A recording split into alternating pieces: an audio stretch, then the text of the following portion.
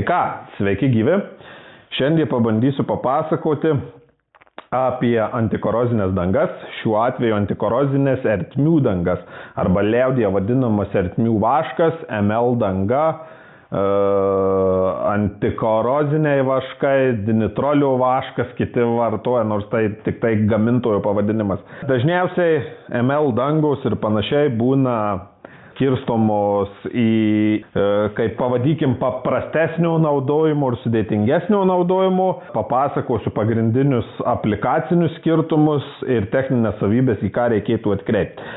Pirmas dalykas, pavadikim, išbandęs iš tų nemažai gamintojų, ganėtinai tos dangos tarpusavį nesiskiria, bet jeigu paėmus tarp bolionėlio ir paprastoje taroje, jau skirtumas yra. Jeigu ten, pavyzdžiui, šitokioj taroje vaikšto tarp 8,5 ir 10 tarp gamintojų ten priklausomai, tai jau bolionėliai maksimum praktiškai 7 tą pasiekia.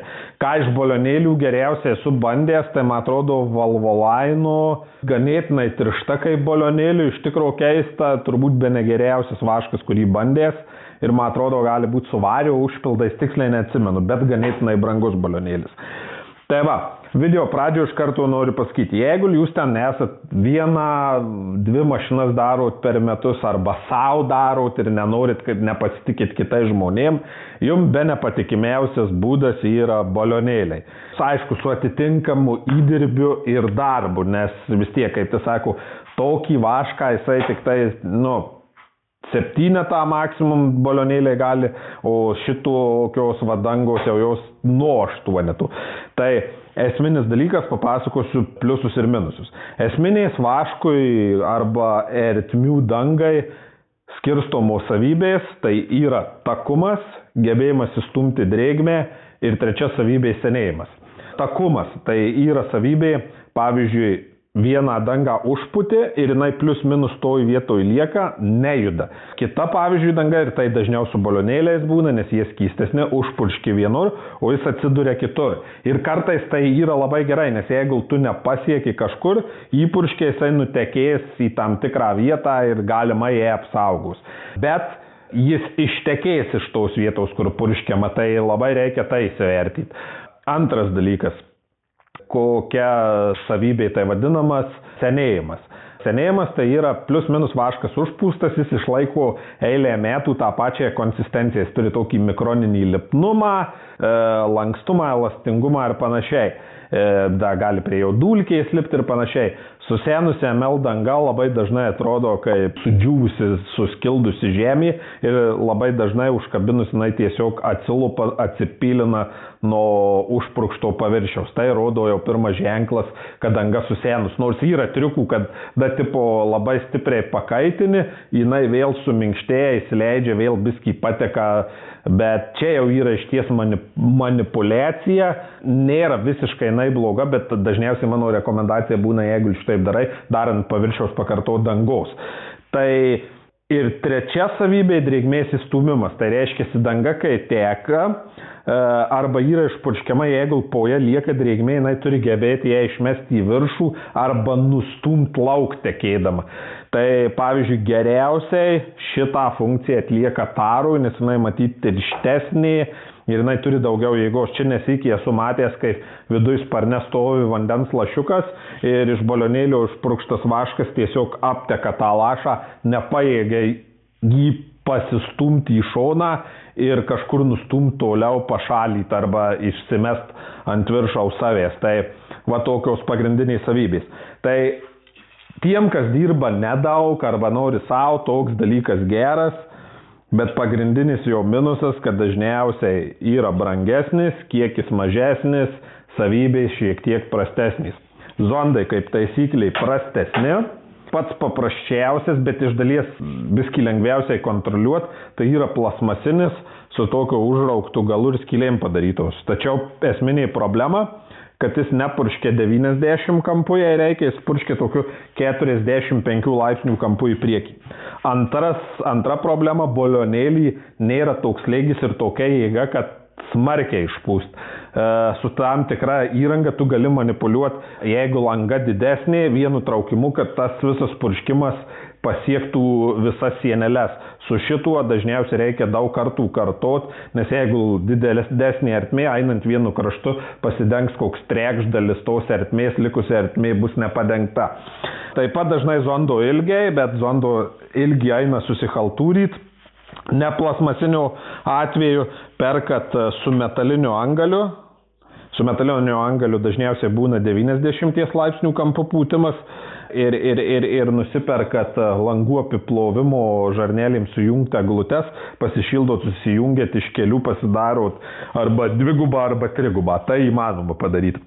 Bet tada taisyklė, kad irgi šiek tiek pakrenta slėgis iš pūtimas, nes vamzdelio atstumas yra padidintas. Tai galima dirbti, bet reikia mąstyti. Ir jeigu, pavyzdžiui, mano situacija papuolė, kai klientas nenori, kad aš grėžčiau vidinį arko skylės, daryčiau tiek kamščiau, palikčiau viską originaliai, išslenkščiau pusės įėjau, da kažkiek pro spynelę, niekur viduj kamščių nepadaryta, pro lempą kiek įėjau ir tokio, toks geras plotas, lieka vašku neišpūstas. Tai paskui ir taip žaidi ir daugiau problemų nei reikalų ir paskui jeigu ten kokia vidinta siūlė, papuls, kad tu centimetrą nedapūsi ir iš vidaus gali prasidėti bėdos.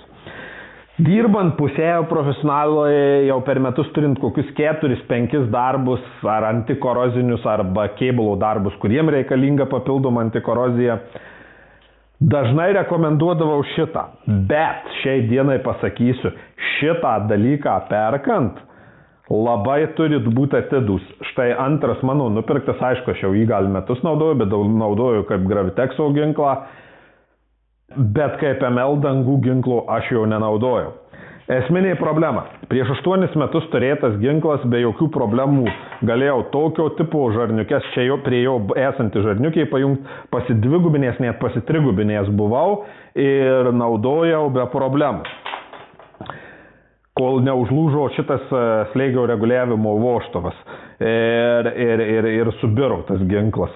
Pirkau vieną, neatsimenu iš ko, išmečiau, nusipirkau kitą iš Blitz firmos, lyginai tas pats, tai pasilikau kaip Gravitexinį. Čia dar būdavo siaurinanti adata, tokia angaliukas ir esminė problema, jeigu medžiaga šiek tiek tirštesnė, slėgis keliauja su medžiaga ne per čia, o slėgis keliauja į bakelį. Ir prieš porą metų, net klientas nežino, mašinos remontą dariau, perpirkau lubas dėl šitokio daikto, kurio prakeikta savybė, nežinau, čia įtariu skylių diametrai neparinkti arba pozicijos arba kažkoks šitą išpjovos, kad srautas nesugeba susidaryti, nes jeigu užsuki, atsiranda pasipriešinimas ir vos medžiaga tirštesnė, slėgis keliauja į tarą. O su tara yra tokia problema, kad tarų šitoj ginkle yra vadinama alsavimo skylutė ir prisimenu slenkstį reikia padengti antikorozinę iš vidaus medžiagą, tas slenkščių pakojo plasmasės, nuimtos ten į skylės, atrodo patogus, šitą laikau bakelį, įkišau, spustelėjau, lyg nesupratau, lyg neina, porą sykių spustelėjau, slėgis susidarė, neturi kur vaškas dėtis pro šitą skylutę ant kliento lubų. Ačiū Dievui, visas salonas buvo odinis, tai visą saloną išvaliau, o lubas turėjau pakeisti. Ir va į tokias nesąmonės per tokius ginklus. Tai jeigu gerą randat, jisai yra neblogas. Jeigu nerandat, jis praktiškai tinka Gravitexui. Ir tai net va šitas, sakau, negaliu angaliu, kaip Gravitexo ginklas jis dirba gerai, slėgį reguliuojant, šitas keičiasi smulkinimo lygis, gali fabrikuoti viskas gerai. Kaip ML ginklas veikia blogai. Tai ir dar dėl to, kaip vidutiniokas šitos skardinės jums yra palankiau dėl to, kad litro grynos medžiagos kiekis gaunasi pigiau nei balionėlių atveju. Tai ką, dabar perinam į profesionalų lygį, tai jau čia pavadykim jeigu žinot, kad pastoviai dirbsit, kad ir kaip vidutiniokas 5 mašinas per metus darot, bet tai darysit eilę metų, irgi be klausimų, aš tik vis neprisirengdavau investiciją į tokius daiktus. Tokių daiktų kaina su perpus mažesniais bakeliais ir panašiai prasideda nuo 80–100 eurų. Šitie variantai, čia jų kaina panaši, bet jie šiek tiek irgi skiriasi. Dabar pastebėjau, net man knieti prabandyti, dar aš nebandėjęs, visada svajojau įsigyti ir dabar, kaip tu sako, atliekama valiuta, įsigijau. Tik tai čia ta aplinkybė susiklosti, kad 2 įsigijau, ar 2 laikysiu, nežinau, ateityje, jei nuspręsiu laikyti vieną, gal kažkurį parduosiu arba pražaisiu, dar nežinau. Tai va, vienas yra Dinitrolio, kitas yra Volkomo, yra Sogolos ir panašiai, jie kaina tarp 200–300, yra už 500 eurų, irgi produktų ten gal pačių jau atžvilgių jie nieko daug nesiskiria, dažniausiai skiriasi priedų skaičiumi komplektacijoje. Tai va, Dinitrolo išoriškai su Volkomu panašus, bet kartu ir labai skirtingi. Tai nežinau, kiek kameroje matausi, bandau žingsnį prieiti arčiau. Zondo ilgis yra kur kas ilgesnis, grubiai kaip 3 balionėlių. Yra greita mova, šitas angalis nusisuka. Greitos movos nesunkiai pasikeistų, nes matau iš diametro, kad čia tas pats, kas suvirinime naudojamos. Sekantis labai didelis pliusas, ką priešingai šitas ginklas neturi, net jeigu taip ir atsitiktų, kaip matote, bakelis yra skirtas, galima naudoti ir palaidą skystą medžiagą, yra tam tikrų firmų, kurios maišosi savo produktus, ten deda kokią aliuminio pudrą, taip ir taip, ten, kad mažiau takesni, daugiau takesni gautųsi, ten skiedžia ir panašiai darosi savo mišinius ir daro antikorozinius. Taip, yra gal ir geras dalykas, šito negaliu pasakyti, reikia kreiptis, kas antikorozinių užsiima. Tai va, irgi yra alsavimo skylės, realiai per alsavimo skylės tas slėgis papuola į ginklą. Šiek tiek, aišku, šitas ginklas veikia tuo pačiu vadinamu srautiniu principu, tai reiškiasi tekantis srautas, kaip aname ginkle, traukiasi medžiaga. Bet slėgis susidaro. Net jeigu koks bus ir slėgio pulsavimas, pirmyn atgal, sakykim, ten suvaikščiojimas, šita tara yra užsukta ir, kaip tas sako, paslėpta sekančioj tarui. Man nėra pavojaus, kad kažkas ištiks, išspjaus, kažką aplaistysiu, apvarysiu. Čia yra įsuktas apsauginis vožtuvas, jeigu slėgis būtų viršytas, arba išimant, jeigu slėgis liko, kad nuleist slėgiui. Tai čia aš taip manau dar nebandžiau. Medžiagos padavimo kiekio reguliatorius, kaip ir pulvikas turi oro eigą, medžiagos padavimo eigą. Kada šitoj padėti, kaip ir nuo ginklo, spėju, kad tai bus slėgio reguliatorius į čia, kaip intensyviai mušamas slėgis į angalį. Nes dabar priedus pažiūrėsim, tai atrodo neblogai, solidžiai, Dinitrolio priedai. Pagal priedus matau, kad teoriškai turėtų galima pūsti, nežinau, kai kameroje matosi, čia įtariu, gal nesimatys, nes daiktai smulkus.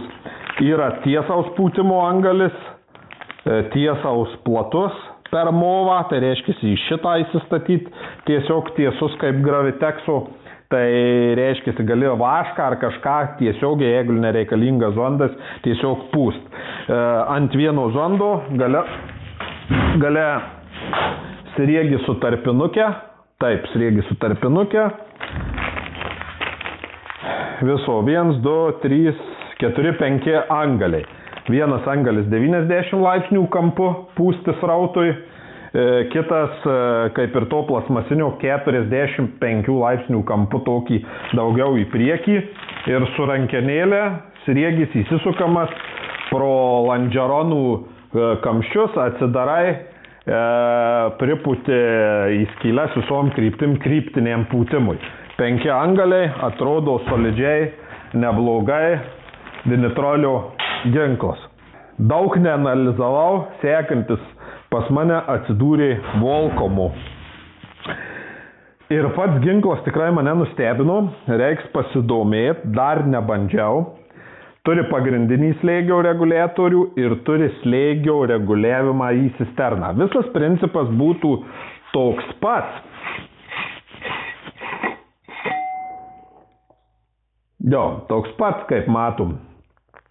Bet yra esminė savybė, kad jeigu naudojam savo supiltas medžiagas, jeigu medžiaga visgi taip papultų, kad būtų visgi labai tiršta ar kažkas tokio, reiškia, mes galim manipuliuoti papildomą slėgį, galim šiek tiek mažyti ir automatiškai reguliuoti medžiagos kėlimo srautą.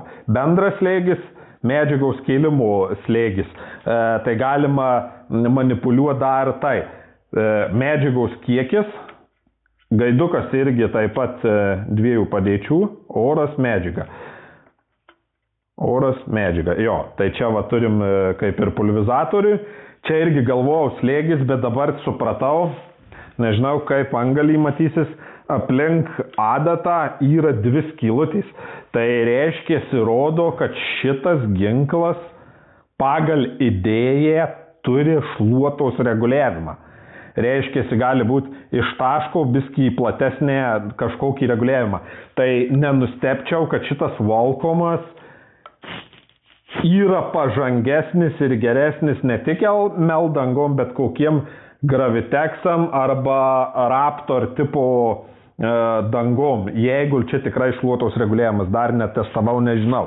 Tai va tas labai sudomino, o dinitrolio ginklas tai konkrečiai toks vaizdas, kad padarytas labiausiai turbūt šitom ML dangom. Tai va, apie priedus. Biskį Volkomas kitai padaręs, ten tiesinis angalis ir čia yra 4 angaliai. Tačiau 90 ir 45 angaliai turi savo žarniukes, reiškia ant savų žarnelių eina. Skiriasi yra angalis šitai pneumatroniniai jungčiai, kur tiesiai vamzdukas. Tai kaip irgi greita mova, bet tiesiai plastikinis vamzdukas sandarinasi į movą. Ar tai geriau, ar tai blogiau, negaliu pasakyti. Drįsčiau teikti, kad, sakykime, užsiteršimo atveju dinitrolo angalis pranašesnis. Jeigu labai kažką sumalsi, tiesiog pakeisi. Aišku, ir šitas keičiamas, bet, sakykime, angalis nėra čia užspausi vamzduką, kažką supjausi, jau reiks ar galą nuspjauti, ar vamzduką pasikeisti. Ten yra jau metalinis galas, tu nesuvarysi, ne vien suvarysi movą. O čia, aišku, yra tų pneumatroninių jungčių, bet, sakykime, paprastesnis, aišku, kas kaip į kokį privalumą pažiūrės, tai irgi 45 kampų, 90 kampų tiesinis ant jo ir 90 laipsnių kampu irgi su žarniuke jau iš karto. Tik nėra kaip dinitrolį laikymo rankenėlės, tai gali būti dinitrolio yra patogiau. Tai va toks vaizdas, pirminis. Neužilgo čia turėsiu kelis antikorozinius darbus, ant vieno vieną panaudosiu, ant kito kitą pažiūrėsiu, pagalvosiu, bet kai tokias mano rezumuojant reikalas, kas dirbat nemažai, mano skaičiavimu nuo 5, nebūtinai antikorozinių darbų, bet kėbulų darbų, kur reikalingas antikorozinis, jau jums yra parankiau žiūrėti į šitą produkciją ir šitą iš bėdos, jeigu randate šitą, nes jeigu jisai veikia gerai, tai veikia gerai, bet su juo kartu keliauja rizikos. Čia, jeigu tu net šitai pasiguldysi, pribėgsi į takus ir viską, bet visas tas marmalėkas liks ginkle, o čia netyčia paguldysi kažkur, gali pro tą akutę išbėgti, net jeigu ir slėgis viduje nesusidarys. Tai va, šiandien video tiek, dėkui, peace out.